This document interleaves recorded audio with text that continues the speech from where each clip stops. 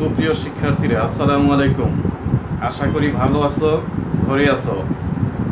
আর বিশেষ প্রয়োজনে বাইরে গেলে স্বাস্থ্যবিধি মেনে চলবে। পরিবারে যখন থাকবে, পরিবারের সবাইকে সহযোগিতা করবে। আর সেই সাথে আমাদের একাডেমিক কার্যক্রমও চালিয়ে যেতে হবে। তাই এই উদ্দেশ্যে নারায়ণগঞ্জ সরকারি মহিলা কলেজ অনলাইন ক্লাস শুরু করেছি আমরা। গত কয়েকটি ক্লাসে আমরা পড়াশোনা করেছিলাম গণিতের দ্বিতীয় পত্র থেকে গণিত করেছি আমরা। তারপরে আমরা ধরেছি বলবিদ্যা দুইটা অংশ, একটা গতিবিদ্যা, একটা স্থিতিবিদ্যা। এখান থেকে দুইটি প্রশ্ন হয়, গতিবিদ্যা থেকে একটি। তাই আমি গতিবিদ্যার সমতলে বস্তুকণার গতি সম্পর্কে গত ক্লাসে আলোচনা করেছি। সেখানে বেগের সামন্ত্রিক সূত্র আমরা করেছি। এক বিন্দুগামী দুইটি বলের লব্ধির দিক ও মান নির্ণয় করেছি এবং তার থেকে একটি অঙ্ক আমরা সমাধান করেছি। আজকে আমরা সেই বেগের সামন্ত্রিক সূত্র এবং তার প্রয়োগ নিয়ে কিছু আলোচনা করব।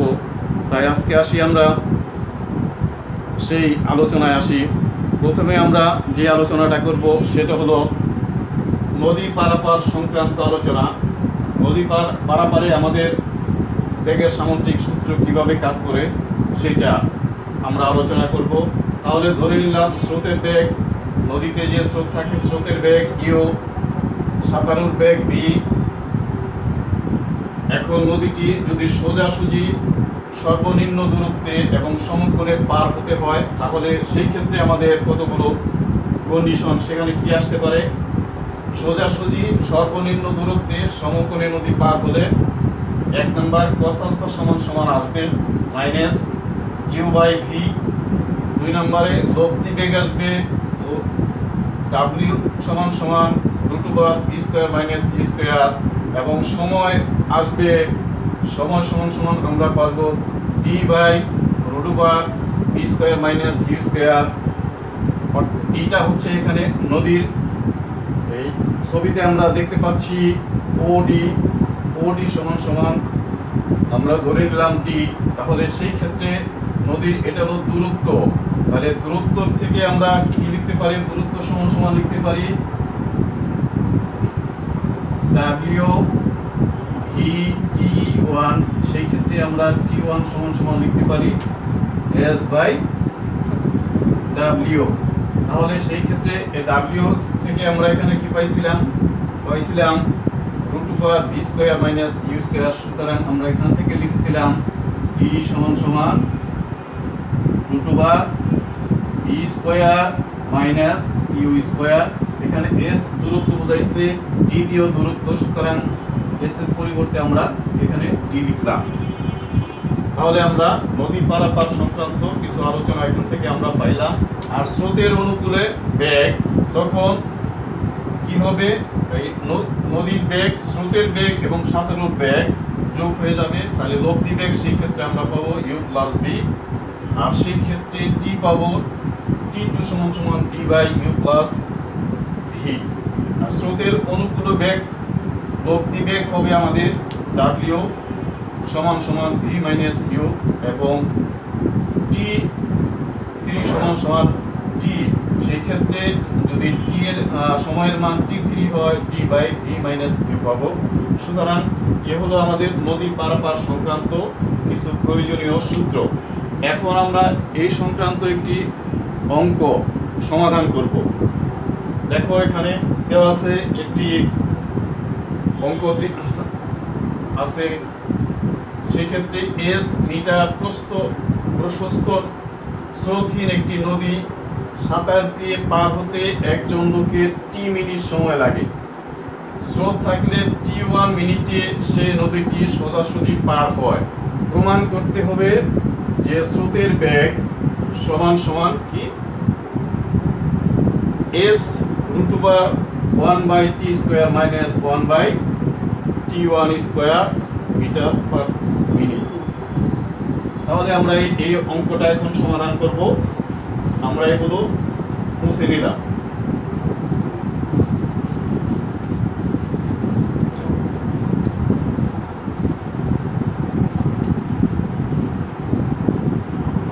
একটা ছবি আঁকলাম। এখানে আমরা ধরে নিলাম এটা একটা নদী, নদীর স্রোত এদিকে, সুতরাং সেই ক্ষেত্রে স্রোতের বেগ আমরা ধরে নিলাম, ধরি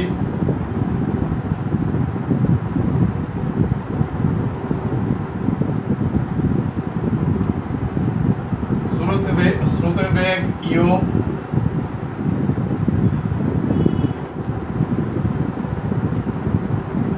সাঁতারুর বেগ ভি, নদীর প্রস্থ সমান সমান ও ডি সমান সমান দেওয়া আছে আমাদের এস। তাহলে এই ক্ষেত্রে আমরা এখানে বলা আছে যে এস মিটার প্রস্থ স্রোতহীন একটি নদী সাঁতার দিয়ে পার হতে একজন লোকের 3 মিনিট সময় লাগে। তাহলে ওই সাঁতারুর বেগ ধরে নিছি আমরা ভি, তাহলে 3 মিনিটে সে ভি বেগে 3 মিনিট সময়ে এস দ্রুত অতিক্রম করে। সুতরাং সেই ক্ষেত্রে আমরা লিখতে পারি, শর্ত অনুযায়ী আমরা লিখতে পারি, শর্ত মতে আমরা এই ক্ষেত্রে লিখতে পারি S equal to V into টি। তাহলে এখান থেকে আমরা লিখতে পারি টি ইকুয়াল টু, তাহলে এখান থেকে আমরা লিখতে পারি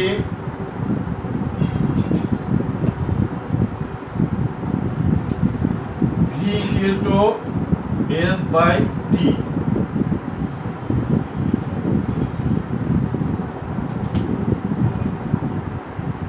নদীটি সোজাসুজি পার হতে গেলে সাঁতারু ধরে নিলাম আমরা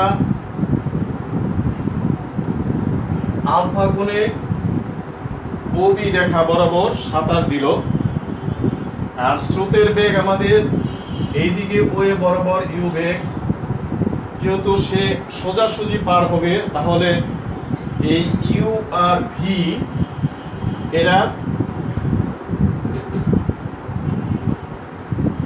ওডি বরাবর অর্থাৎ ওসি বরাবর কাজ করবে। তাহলে সেই ক্ষেত্রে আমরা ওডি বরাবর কাজ করবে অর্থাৎ ওসি বরাবর প্রকাশ পাবে। এই ক্ষেত্রে ও এ সি বি একটি সামুদ্রিক হলো। তাহলে সামুদ্রিক সূত্র অনুযায়ী আমরা যদি এই স্রোতের বেগ এবং সাঁতারুর বেগের লব্ধি বেগ ডাব্লিউ ধরি, তাহলে ডাব্লিউ সমান সমান আমরা ডাব্লিউ স্কোয়ার সমান সমান লিখতে পারি u square plus v square plus 2 u v cos alpha. এখন যেহেতু এই বেগের লব্ধি বেগ ডাব্লিউ ওসি বরাবর কাজ করছে, তাহলে এদের এই ওসি ও এর সাথে 90 ডিগ্রি কোণ উৎপন্ন করবে। সেই ক্ষেত্রে আমরা লিখতে পারি 10 90 ডিগ্রি সমান সমান v sine alpha by you plus v cos alpha. সুতরাং এখান থেকে আমরা লিখতে পারি v u plus v cos alpha সমান সমান 0। সুতরাং এখান থেকে আরেকটু লেখা যায়, সেটা হলো ভি কস আলফা সমান সমান মাইনাস ইউ।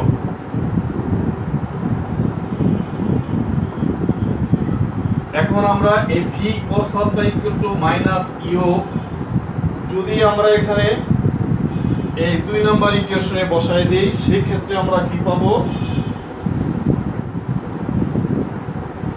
সেই ক্ষেত্রে আমরা পাবো w স্কয়ার সমান সমান u square plus v square plus 2u into minus u। যেহেতু ভি কস আলফা সমান সমান মাইনাস ইউ আমরা পেয়েছিলাম। সুতরাং এই ক্ষেত্রে আমরা লিখতে পারি এটা। তাহলে এখান থেকে আমরা আরেকটু লিখতে পারি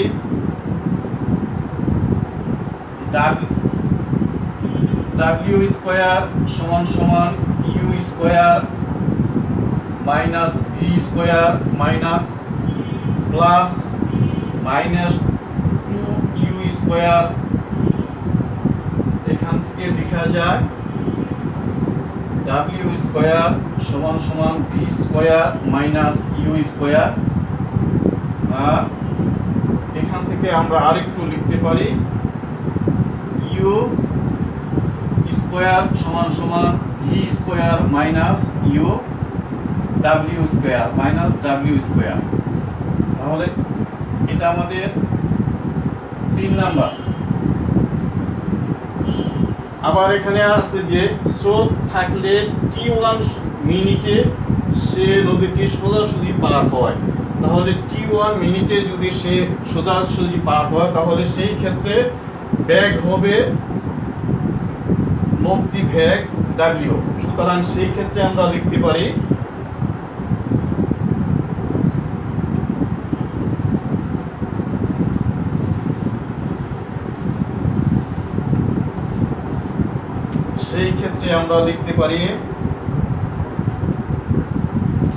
S is equal to W into T1।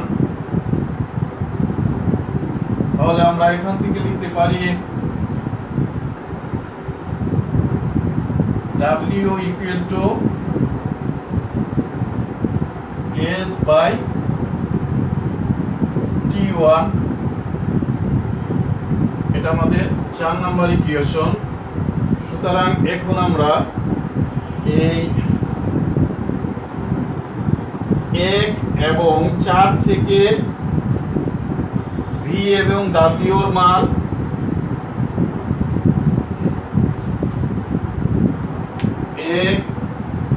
এবং 4 থেকে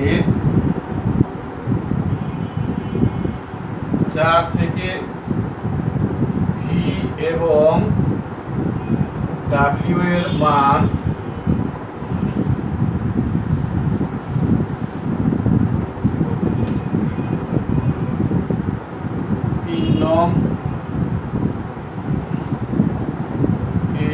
বসিয়ে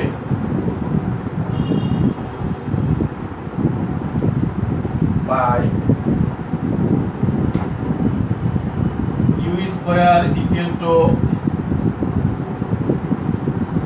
S square by T square minus S square by T one square.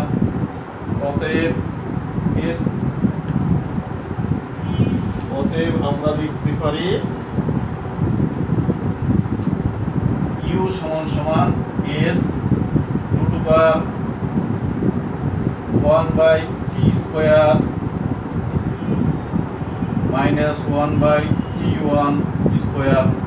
সুতরাং আমরা কি করতে পারলাম, আমাদের যেটা বলা হয়েছিল যে প্রমাণ করো যে স্রোতের বেগ s equal to root over 1 minus t square minus 1 by t1 square meter per minute। সুতরাং স্রোতের বেগ আমরা প্রমাণ করলাম। অতএব প্রমাণিত আমাদের কি হলো, স্রোতের বেগ u equal to s into root over 1 by t square minus 1 by t1 square। তাহলে আমরা এই একটা অঙ্কের সমাধান করতে পারলাম কি s মিটার প্রস্থ স্রোতহীন একটি নদী সাঁতার দিয়ে পার হতে একজন লোকের টি মিনিট সময় লাগে। স্রোত থাকলে t1 মিনিটে সে নদীটি সোজাসুজি পার হয়। তাহলে প্রমাণ করো যে স্রোতের বেগ এত। সুতরাং আমরা তাহলে ধরে নিয়েছিলাম আমরা কি স্রোতের বেগ ওয়ে বরাবর ইউ, ও বি বরাবর ভি। তাহলে এখান থেকে আমরা ও এ সি বি সামান্তরিক অঙ্কন করলাম। তাহলে এই ইউ এবং বি বেগের লব্ধি বেগ OC বরাবর প্রকাশ পেল। সেই ক্ষেত্রে আমরা যে বেগের সামুদ্রিক সূত্র শিখছিলাম এবং এক বিন্দুগামী দুইটি বলের লব্ধির দিক এবং মান, সেই সূত্র প্রয়োগ করে আমরা এই অঙ্কটার সমাধান করলাম।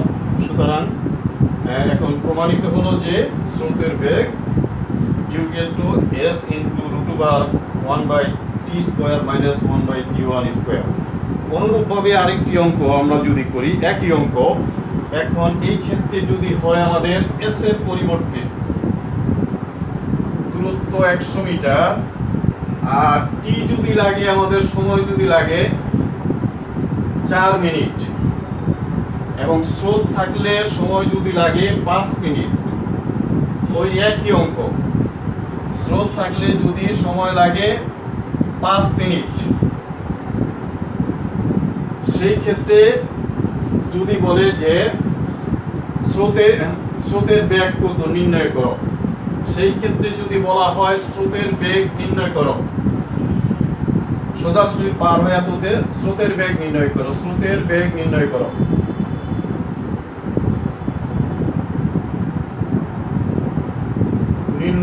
তাহলে আমরা সেই একই সূত্র ফর্মুলা ব্যবহার করে আমরা এই অঙ্কটা শর্টকাটে করে দিতে পারি। তাহলে সেই শর্টকাট সূত্রটা কি আমরা তো ধরে নিয়েছি।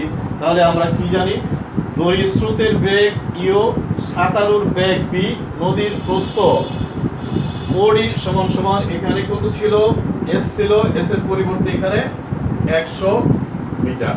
তাহলে সেই ক্ষেত্রে আমরা কি পাইলাম, এখন এখান থেকে আমরা সরাসরি সেই একই সূত্র যদি ব্যবহার করি, তাহলে কি হবে, এই সূত্র, এই একই সূত্র আমাদের আসবে এটা থেকে। সুতরাং আমরা ওই শর্টকাট মেথড, তাহলে আমরা ধরে নিয়েছি কি স্রোতের বেগ ইউ, সাঁতারুর বেগ বি, নদীর স্রোত এত। সুতরাং এই ক্ষেত্রে আমরা সরাসরি এই অঙ্কটা এখন আমরা এই ফর্মুলা ব্যবহার করলে আমরা মান পেয়ে যাব। এই ফর্মুলা যদি ব্যবহার করি তাহলে দেখো এখানে স্রোতের বেগ কি হবে, আমাদের স্রোতের বেগ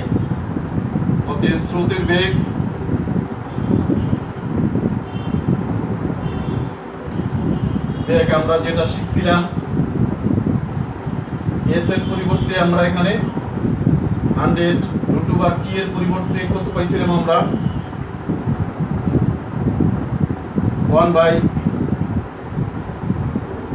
1/4² মাইনাস 1/5²। তাহলে এখান থেকে আমরা লিখতে পারি 100 √1/5²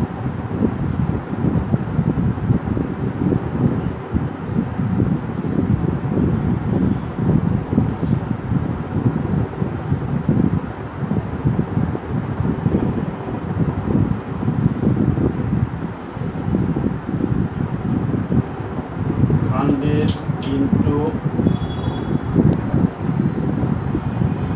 9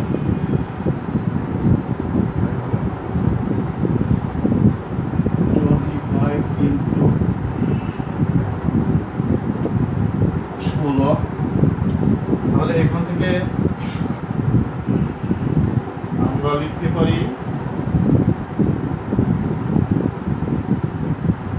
100 into 3/5 into 4।